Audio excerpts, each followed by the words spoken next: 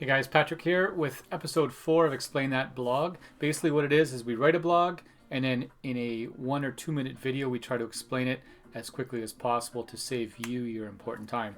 So the last one was really related to stats. We're in mid-January 2020.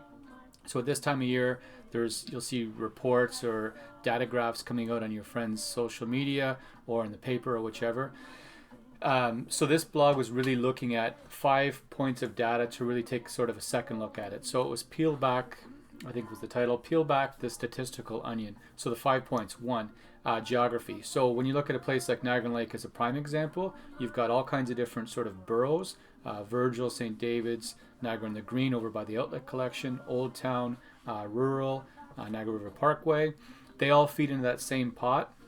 So if you have a bungalow in Virgil versus a grand home in Old Town versus a semi in Niagara in the Green, that 800 or 900,000 average sale price for Niagara Lake may not relate to those other houses. So again, you just have to drill down the data a little bit.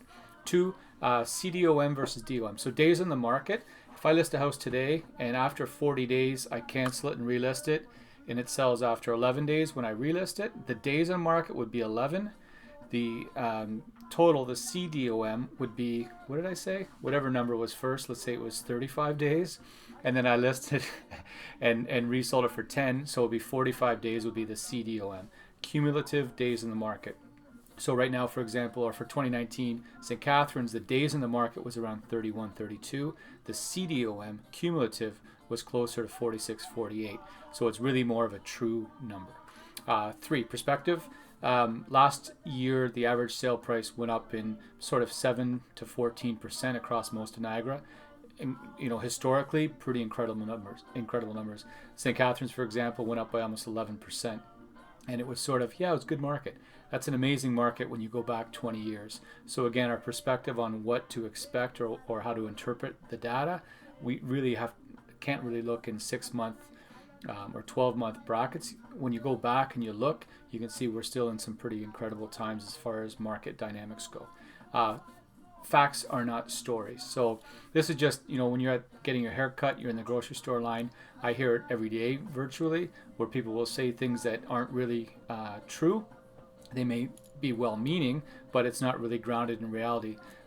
So again, getting facts to assess the market versus your buddy Daryl, who has a cousin who just got 11 offers on their house or they can't sell their house. That doesn't necessarily reflect what's really going on. So facts are important. Lastly, new homes.